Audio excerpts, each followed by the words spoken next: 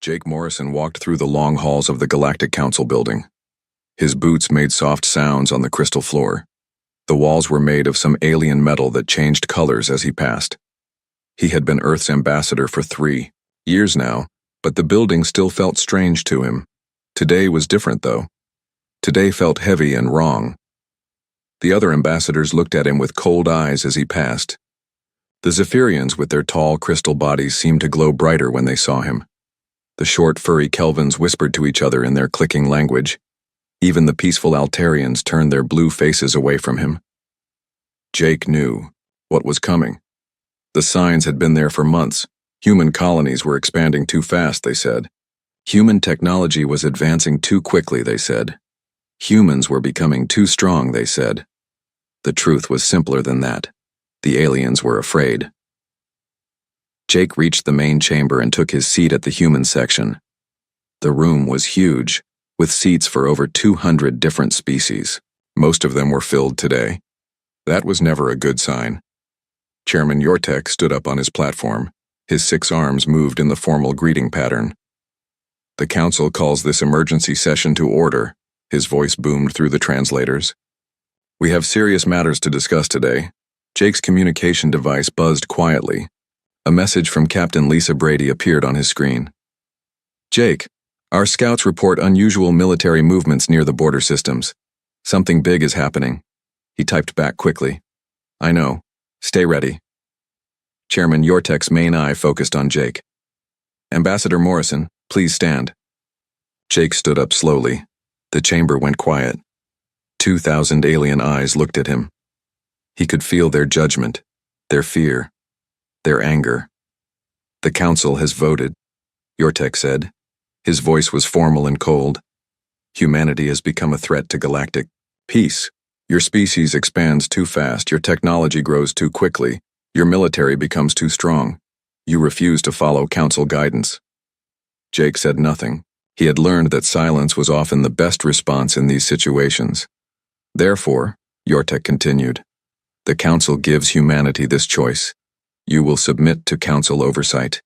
You will stop all expansion beyond your current borders. You will share all technology with the council. You will reduce your military to defensive levels only. You have 48 hours to agree. And if we refuse? Jake asked quietly. Then humanity will be expelled from the Galactic Council. All trade agreements will end. All diplomatic relations will cease. All military cooperation will stop. You will be alone in the galaxy. The chamber buzzed with alien voices. Some sounded pleased, others worried. A few seemed unsure. Jake looked around the room. These aliens had never understood humans. They thought in terms of submission and control. They could not understand a species that valued freedom above safety, growth above comfort. His device buzzed again. This time it was Admiral Kate Sullivan from Earth Command. Jake, we're getting reports from all our border fleets. The aliens are moving ships into position. They're serious about this, Jake typed back. How long do we need for a full withdrawal? If we start now, 72 hours, maybe less. And our colonies? Paul Grant is already preparing evacuation plans. We won't leave anyone behind. Jake put the device away and looked up at Chairman Yortek. I need to contact my government. You have 48 hours, Yortek repeated. Not 1 minute more. The session ended and the aliens began to leave. Jake sat alone in his chair for a long time. He thought about the first time humans had come to this chamber 20 years ago. Earth had been young in space, eager to join the galactic community. Humans had offered friendship, trade, and cooperation. The aliens had accepted, but only because humans seemed weak then. They had expected humans to stay quiet, stay small, stay grateful for being allowed to exist among the great galactic powers. They had been wrong. In 20 years, humans had built more colonies than most species managed. In centuries, human scientists had solved problems that had puzzled alien minds for thousands of years. Human engineers had improved technology throughout the galaxy. Human doctors had cured diseases that had plagued entire worlds. And now the aliens were afraid. They wanted to put humans back in a box, make them small again, control their growth. Jake stood up and walked toward the exit. His footsteps echoed in the empty chamber. As he reached the door, he made his decision. He would not beg. Humans did not beg. He would not argue. The time for arguments had passed. He would simply give them humanity's answer and let the consequences follow. At the door, he turned back to look at the empty chamber one more time. "You could have had partners," he said quietly to the empty room. "Instead, you chose to have nothing." His communication device buzzed with messages from Earth, from the colonies, from human fleets throughout the galaxy. They were all asking the same question: what would humanity choose? Jake knew the answer. Humans would choose freedom. They always had. He walked out of the building and into the alien night. Above him, human ships moved silently through space, already beginning to gather at the edges of Council territory. The countdown had begun. The evacuation began 6 hours after Jake Morrison left the Council chambers. Across the galaxy, human colonies received the same simple message: pack light, leave nothing behind that matters, we're going home. Captain Sam Rodriguez stood on the observation deck of New Terra Colony and watched the transport ships land. The big vessels came down like metal birds, their engines barely making a sound. Each ship could carry 50,000 people and their belongings. It would take 47 ships to evacuate New Terra completely. "Sir, the farmers are asking about their crops," said Lieutenant Ben Parker.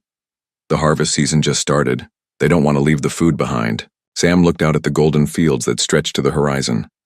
New Terra fed 12 different worlds with its grain. Without these crops, billions of aliens would face hunger in the coming months.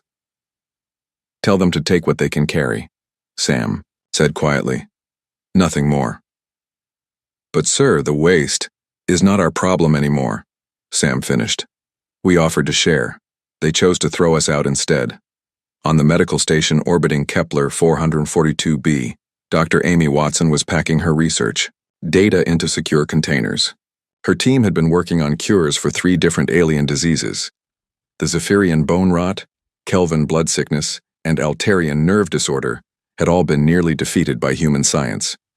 "Doctor, what about the patients in the critical care unit?" asked Nurse Carol Stevens. "Some of them won't survive without the treatment machines." Amy paused in her packing. In the critical care unit, 17 alien patients were being kept alive by human medical technology. Without the machines, they would die within days. "Send a message to the Council Medical Authority," Amy said finally. "Tell them they have 48 hours to find their own doctors and equipment. After that, we're shutting down." "Doctor, that's basically a death sentence for some of them." "So was exiling humanity," Amy replied. "They made their choice. Now they live with it." Chief Engineer Rick Thompson was working in the power core of Station Alpha 7, the main trade hub for the Outer Rim systems. The massive fusion reactors that powered the station had been built by humans and maintained by human crews for 15 years. "Rick, the aliens are asking if we can train their people to run the reactors before we leave," said his assistant, Mike Collins. Rick looked up from the control panel he was removing. The panel contained the quantum processors that regulated the fusion reaction. Without it, the reactors would shut down automatically in 72 hours. "Tell them no," Rick said. "They want us gone. We go. They want our knowledge gone too, apparently. But the station will lose power. 20 million aliens live here. Then they should have thought about that before they voted to expel us." Rick carefully placed the control panel in a sealed container. "Besides, we offered to teach them this technology years ago. They said human science was too primitive to bother learning." Throughout the galaxy, the same scene played out on thousands of worlds and stations. Human doctors packed up their equipment and sealed their research. Human engineers removed critical components from power plants, water systems, and communication networks. Human farmers harvested what they could and left the rest to rot. Human teachers closed their schools and took their lesson plans with them.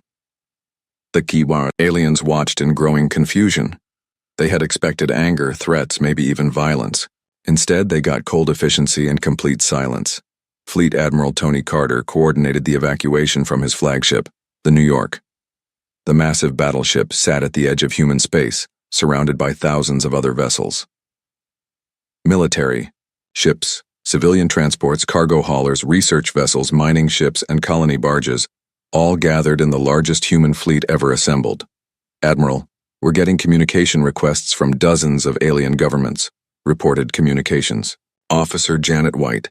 They want to negotiate. Tell them to contact Ambassador Morrison, Tony replied. He speaks for humanity in this matter. Sir, some of them are offering significant concessions. The Kelvins are willing to give us 3 new systems if we stay. Not interested. The Altarians are offering full technology sharing agreements. Still not interested. Janet looked confused. Sir, these are good deals. Better than anything we had before. Tony turned to face her. Lieutenant, they had 20 years to offer us partnership. Instead, they treated us like dangerous children who needed to be controlled. Now they want a bargain because they're scared of losing our help? Yes, sir, but nothing. When someone shows you who they really are, believe them the first time. The Council showed us they see humans as a threat to be contained, not as partners to be valued. That tells us everything we need to know. On Earth, President Helen Carter signed the official response to the Council ultimatum. The document was only 2 sentences long. Humanity rejects the Council's terms and chooses to withdraw from all agreements. We wish you well in your future endeavors. Jake Morrison delivered the message to Chairman Yortek in person. The alien leader read it quickly, his 6 arms trembling slightly.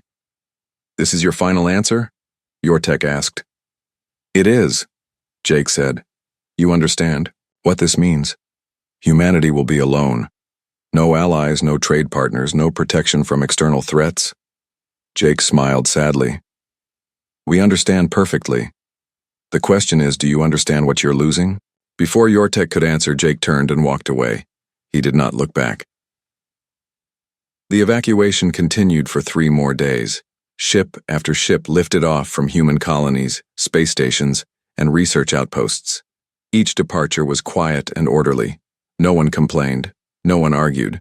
No one begged to stay. The aliens began to realize this was really happening.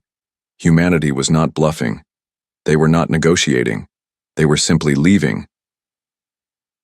On the last day, the final human ships powered up their faster-than-light drives and disappeared into hyperspace.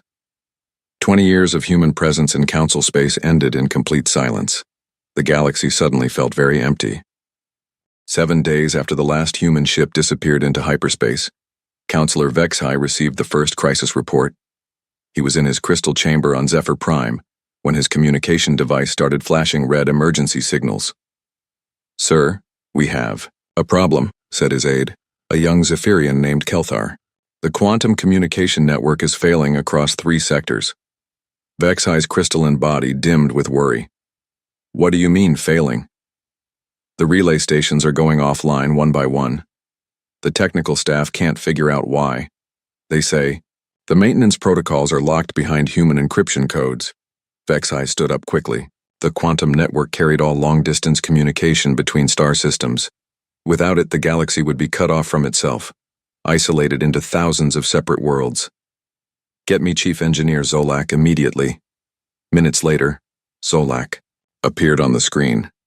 The old Altarian looked tired and confused. Counselor, I've been trying to access the network controls for 6 hours. The humans designed these systems and they encrypted everything with codes we don't have. Can't you break the encryption? Sir, human quantum encryption is thousands of years ahead of our best efforts. It would take our computers centuries to crack even one password. Vexhai felt cold fear creeping through his crystal form. How long before the entire network fails? At the current rate, maybe 2 weeks. The automated systems are trying to repair themselves, but they keep running into locked protocols that only human technicians knew how to bypass. On Zerion Prime, Governor Click was facing an even worse crisis. The mining world's atmosphere processors were breaking down, and without them the planet would become a toxic wasteland within days. Governor, the primary atmospheric processor just shut down, reported Chief Technician Vorth. The backup systems are showing critical errors. Click looked out at the brown sky of Zerion Prime. The world had been a dead rock before humans arrived, and built the massive machines that kept the air breathable. 50 million Kelvins lived here now, working in the deep mines that produced rare metals for the entire sector. What caused the shutdown? Click asked. We're not sure. The human technicians always handled the maintenance. Our people were never trained on these systems. What about the manuals, the instruction guides? All written in human technical language with references to theories we don't understand. Plus, most of the critical repair procedures require replacement parts that were manufactured in human space. Click's fur stood on end with fear. How long do we have? If we can't restart the processors, maybe 3 weeks before the air becomes unbreathable. Trade Administrator Zill was discovering the true scope of the economic disaster unfolding across the galaxy. From his office on the Central Trade Station, he watched shipping routes collapse one by one. "Sir, we've lost contact with Convoy 17, reported his assistant Nix. "That's the 4th convoy this week that's failed to arrive on schedule." Zale pulled up the galactic trade map on his screen. Red markers showed failed deliveries, delayed shipments, and broken supply lines. The pattern was becoming clear and terrifying. "Nix, how many shipping companies in the galaxy are human-owned or operated?" "Checking the records now, sir." Nix worked at his console for several minutes. "Sir, this can't be right. According to the database, human companies handle 67% of all intersystem shipping. That's impossible." "No, sir, it's accurate. Humans were just better at logistics than everyone else. Their ships were faster, their crews more efficient, their scheduling systems more reliable. Most alien companies couldn't compete, so they focused on local trade instead." Zyle stared at the numbers in horror. 2/3 of galactic trade had just disappeared overnight. Entire civilizations that depended on imported food, medicine, and technology were now cut off from their suppliers. General Thokmar was reviewing military reports when he discovered perhaps the most frightening truth of all. The Council's military forces were not as strong as everyone believed. "General, I've completed the analysis you requested," said Colonel Brint, his intelligence officer. "The results are disturbing." "Show me." Brint activated the holographic display. It showed the defensive capabilities of all Council member worlds. "Sir, human tactical advisors have been embedded in our command structure for 15 years. They provided strategic planning, weapons technology, training programs, and intelligence analysis." "I know that. What's the problem?" "Sir, without human input, our military effectiveness drops by approximately 70%. Human innovations in warfare technology gave us advantages we didn't even realize we had." Thokmar's 4 eyes widened. 70%? "Yes, sir. Human shield generators, targeting systems, engine designs, armor improvements, tactical software, communication encryption, and battle strategy protocols were integrated into our forces so completely that we can't function without them." "What about threats from outside Council space?" "Sir, there are reports of increased activity from the Void Hunters beyond the Rim. Without human early warning systems and defensive technology, we might not be able to detect or stop an invasion force." The crisis reports kept coming in. On Station Alpha 7, the fusion reactors finally shut down completely, plunging 20 million aliens into darkness. Emergency power would last maybe a week. On New Terra, the abandoned crops began to rot in the fields. Food prices across 12 worlds started rising rapidly as shortages became apparent. In the Kepler system, 3 alien patients died when life support systems failed. The remaining patients were transferred to alien hospitals that lacked the advanced equipment needed to treat their conditions. Chairman Yortek called an emergency council session. The Great Chamber was fuller than usual, with representatives from worlds that rarely attended regular meetings. Fear had brought them together. "The situation is worse than we anticipated," Yortek announced. "Humanity's departure has created cascading failures throughout our civilization." Councillor Vexhai stood up. "Chairman, perhaps we should consider reaching out to the humans, offer them better terms to return." "We tried that," Yortek replied. "Our ambassadors sent messages to known human colonies. The messages were returned undelivered. It appears humanity has changed all their communication frequencies and codes." "What about our trade partners who still have contact with human worlds?" "There are none. Humanity has completely severed all connections with Council space. They've disappeared as if they never existed." The chamber fell silent as the truth sank in. They had not just expelled humanity from the Council, they had expelled themselves from humanity's future. In the growing darkness of failed space stations, in the silence of broken communication networks, in the hunger of worlds without food shipments, the galaxy was learning a harsh lesson about the value of what they had thrown away. The first cracks in their civilization were spreading, and there was no one left who knew how to repair them. 3 weeks after humanity's departure, the Galactic Council was drowning in crisis reports. Chairman Yortek had not slept in days. His 6 arms moved constantly as he tried to manage disasters across hundreds of worlds. "Sir, we have another situation," said his chief aide Morvek. "The research teams trying to reverse engineer human technology have failed completely." Yortek looked up from the reports covering his desk. "What do you mean, failed?" "They can't figure out how any of it works. The humans were very thorough when they left. Every critical component was either removed or somehow made useless. On the science station orbiting Altair Beta, Dr. Zelthera stared at the pieces of a human fusion reactor spread across her laboratory table. She had been trying for weeks to understand how the device worked, but every attempt ended in frustration. "The quantum field generators are completely dead," she told her assistant, Dr. Corvin. "Whatever the humans did to them before they left, they made sure we couldn't restart them." "What about the computer cores?" "Wiped clean. Not just deleted, but somehow the storage crystals themselves have been altered at the molecular level. It's like the information was never there." Dr. Zelthera picked up a piece of the reactor housing. It looked simple enough, just metal and crystal components arranged in a specific pattern, but when her team tried to build a copy, it didn't work. Something was missing, some crucial understanding that only humans possessed. "Dr. Zelthera," said another researcher from across the lab, "we found something interesting in the medical equipment." She walked over to where Dr. Naylan was examining a human surgical device. The machine was designed to repair damaged organs at the cellular level. "What did you find?" "Look at this component here." Naylan pointed to a small crystal inside the device. "It appears to be a standard quantum processor, but when we try to scan it, we get impossible readings." "Impossible how?" "The crystal seems to exist in multiple quantum states simultaneously. Our instruments say it's both active and inactive, both damaged and perfect, both present and absent. It's like human technology operates on principles of physics we don't understand." Similar scenes played out across the galaxy as alien scientists struggled with human technology they couldn't comprehend. The devices looked simple but contained layers of complexity that defied understanding. Ambassador Quinn of the Altarian Republic decided to take direct action. Against council orders, he assembled a small diplomatic team and traveled to the edge of what had been human space. "Sir, we're approaching the coordinates of the former human colony of Beta Centauri," reported his pilot. "But I'm not detecting any signs of civilization." Quinn looked out at the empty space where a thriving human world had been just a month ago.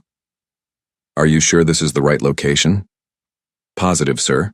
According to our star charts, there should be a colony of 3 million humans here." "Then where are they?" The pilot ran another scan. "Sir, I'm detecting something strange. There are traces of massive gravitational disturbances, like something very large moved through this area recently." "How large?" "Bigger than anything in our records, sir. The energy signatures suggest they moved an entire planet." Quinn felt a chill run through his blue skin. "They moved their planet?"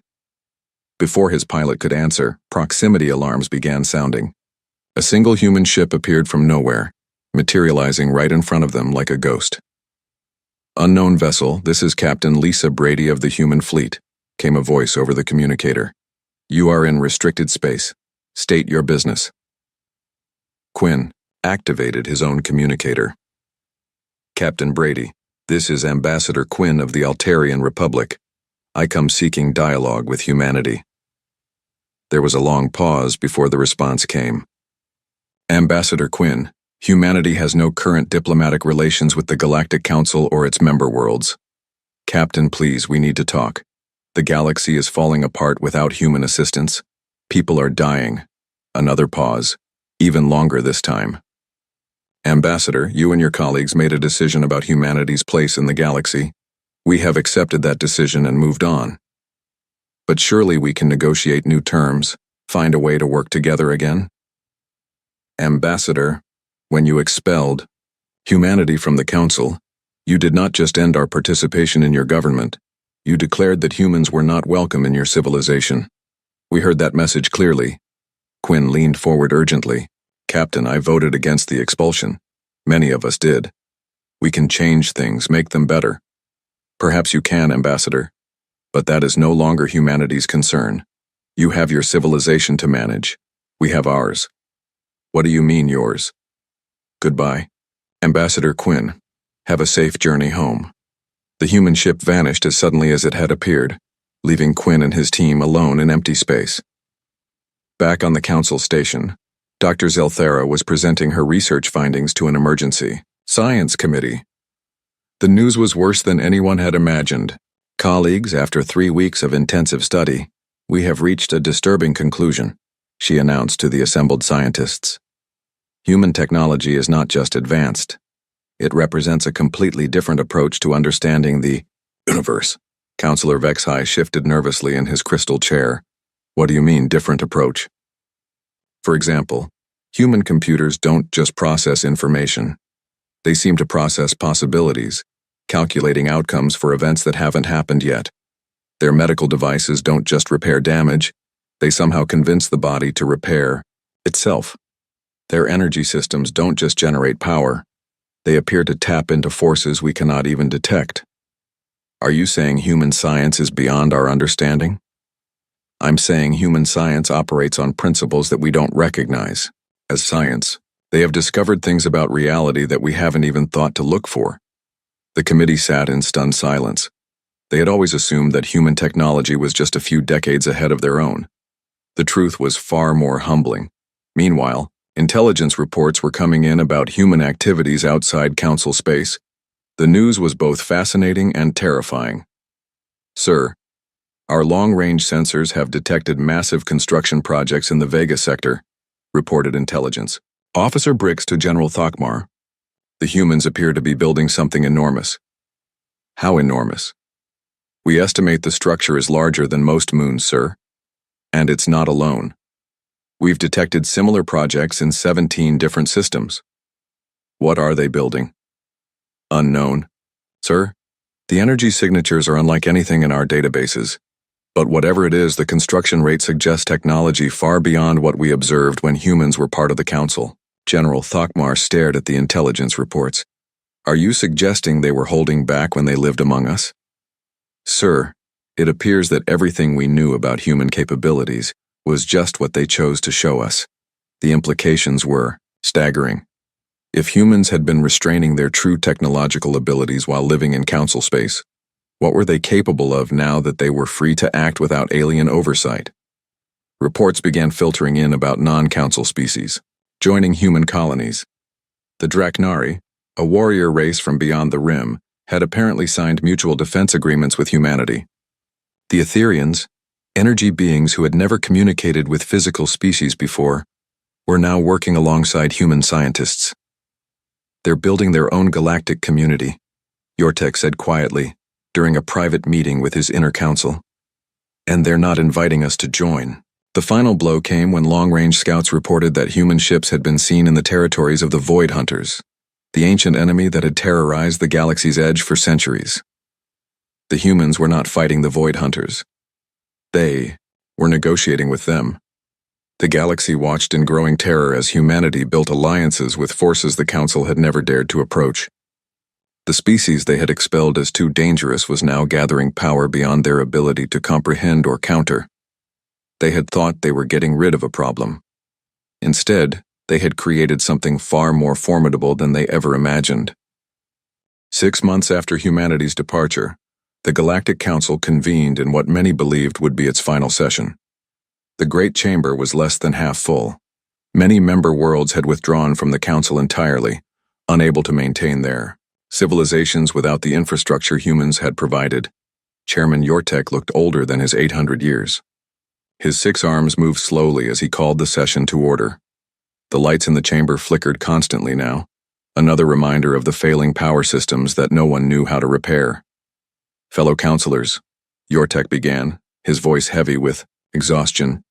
We gathered today to face the consequences of our decision 6 months ago. Counselor Vexai stood up, his crystal body dim and cracked from stress. Chairman, I have the latest casualty reports. He activated a holographic display that showed the galaxy in red and orange zones of crisis. 17 worlds have been abandoned due to failing life support systems. Trade has collapsed by 83%. Communication between star systems is now impossible in most sectors. 3 member civilizations have completely withdrawn from the Council. The numbers hung in the air like a death sentence. Yortek closed his eyes, remembering how different the chamber had felt just months ago when it was full of proud alien representatives convinced of their own superiority. And our attempts to contact humanity? Yortek asked, though he already knew the answer. Complete failure, sir. We have no way to reach them. They have vanished completely from our sensors and communication networks. What the Council didn't know was that humanity was very much present, just beyond their ability to detect. Human ships regularly monitored Council space, invisible to alien sensors thanks to technology that made their vessels exist slightly outside normal space-time. Captain Lisa Brady stood on the bridge of her ship, watching a live feed from the Council chambers. Her crew gathered around her, listening to the aliens discuss their failing civilization. "Captain, shouldn't we help them?" asked Lieutenant Gary Cole, her communications officer. "People are dying down there." Lisa considered the question carefully. "Gary, when someone points a weapon at you and orders you to submit or leave, what do they become? An enemy, ma'am. And when that same someone realizes they need you desperately and asks you to come back?" Gary thought for a moment. "They become someone who will point that weapon at you again the moment they feel safe." "Exactly." Lisa turned back to watch the Council session. "They didn't expel us because we were actually dangerous. They expelled us because they were afraid of becoming irrelevant. That fear hasn't changed. On Earth, President Helen Carter was reading intelligence reports about the chaos in Council space. Her advisors were divided about whether humanity should offer assistance. "Madam President," said Secretary of State Robert Kim, "we're receiving desperate pleas for help through third-party channels.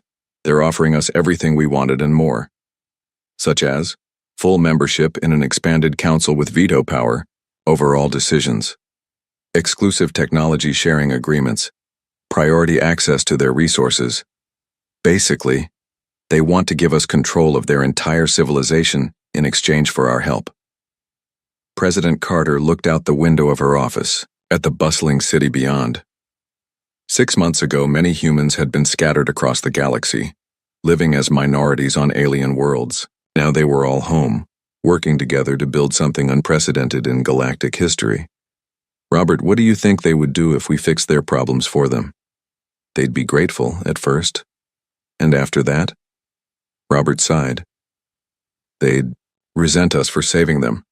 They'd work to reduce our influence, and eventually they'd try to expel us again." "My thoughts exactly." Meanwhile, the intelligence reports continued to paint a picture of humanity that would have shocked the Council if they could access them. Human colonies had not just survived their exodus from Council space, they had thrived beyond all expectations. Admiral Tony Carter reviewed the latest construction reports from the Vega project. "How many new worlds are online this month, Janet?" 47, sir," replied his aide. "The terraforming process is ahead of schedule. We'll have over 300 habitable worlds by year's end. And our new allies? The Draknari have formally joined the Human Alliance. The Etherians are sharing energy manipulation technology. Even the Void Hunters have agreed to peaceful coexistence in exchange for our help with their Dyson Sphere project." Tony smiled. The galaxy was much larger than Council space, and humanity was discovering that most species were far more reasonable than the Council members had been. Back in the Council chambers, a new crisis was unfolding. Long-range sensors had detected massive fleets moving through space beyond the galaxy's rim. The Devourers, an ancient enemy that consumed entire star systems, were returning after a 1,000-year absence. "How long before they reach Council space?" Yortek asked General Thokmar. 2 months, maybe 3. "And sir, without human defensive technology, we have no way to stop them." The chamber fell into panic. The Devourers had been defeated a millennium ago only through the combined efforts of every species in the galaxy. Now, with their civilization crumbling and no allies beyond their borders, the Council worlds were helpless. "Chairman," called out Ambassador Tillich of the Kelvin Republic, "we must contact humanity immediately. Whatever it takes, whatever they want, we have to get them back. I told you, we have no way to contact them. Then we find a way. We send ships to every corner of the galaxy if necessary." What they didn't know was that humanity was already aware of the Devourer fleet. Human long-range sensors operating on principles the Council couldn't understand had detected the threat months earlier. In a secure facility on Luna, Admiral Kate Sullivan was briefing the human military leadership about their response options. "Titio, Devourer fleet consists of approximately 8,000 ships," she reported. "Their technology is primitive compared to our current capabilities, but they make up for it with overwhelming numbers and total ruthlessness." "Can we stop them?" asked General Paul Grant. "Easily. The question is whether we should." "Ma'am?" "Paul, the Devourers will head straight for the most populated systems in Council space. If we do nothing, they'll destroy the Council civilization completely. And if we act, we save billions of lives, but we also save a civilization that expelled us for being too dangerous and too successful." The room fell silent as everyone considered the implications. Humanity now had the power to save or abandon their former neighbors. The choice would define who they were as a species. President Carter made the decision after consulting with representatives from every human world. The vote was surprisingly close. 3 days later, Jake Morrison appeared in the Council chambers. Without warning, the former ambassador walked calmly to the center of the room as shocked alien representatives stared at him. "Chairman Yortek," Jake said quietly, "humanity is aware of the approaching Devourer fleet." The chamber erupted in voices, all talking at once. Yortek raised his arms for silence. "Ambassador Morrison, we've been trying to contact your people for months. We need your help." "We know," Jake replied. "The question is what you're willing to offer in return." "Anything. Full Council membership, technology sharing, resource rights, territory, whatever you want." Jake shook his head. "We don't want any of those things. We want something much simpler." "What?" "We want you to acknowledge what really happened here. You didn't expel humanity because we were dangerous. You expelled us because we were successful, and that success made you feel small." Yortek's 6 arms trembled. You were afraid that humans would eventually make you irrelevant. So you tried to control us, and when we refused to be controlled, you threw us out." "Yes," Yortek whispered. "Yes, that's true." "Good. Now that we understand each other, here's what humanity offers. We will deal with the Devourer threat. We will not let billions die because of your mistakes. But we will do it as equals, not as your subjects or your saviors." "What does that mean?" Jake smiled. "It means humanity will protect this galaxy because it's our home too. But we'll do it from our own space, with our own allies, on our own terms. You can have your council. We have something better." Before anyone could respond, Jake activated a small device. The chamber's walls became transparent, showing the space around the station. Thousands of human ships hung in the darkness, sleek and powerful vessels unlike anything the Council had ever seen. "The Devourer fleet will be destroyed long before it reaches Council space," Jake announced. "Consider it our farewell gift to our former neighbors." As Jake walked toward the exit, Chairman Yortek called out, "Ambassador, will we see you again?" Jake paused at the doorway. "Chairman, the galaxy is a big place. There's room for all of us, but next time you meet humanity in the void, it will be as equals or not at all." The human ships vanished into hyperspace, leaving the Council alone, with their damaged civilization and hard-won wisdom. They had learned the most expensive lesson in galactic history. Sometimes the greatest threats come not from those who oppose you, but from those who no longer care enough to try.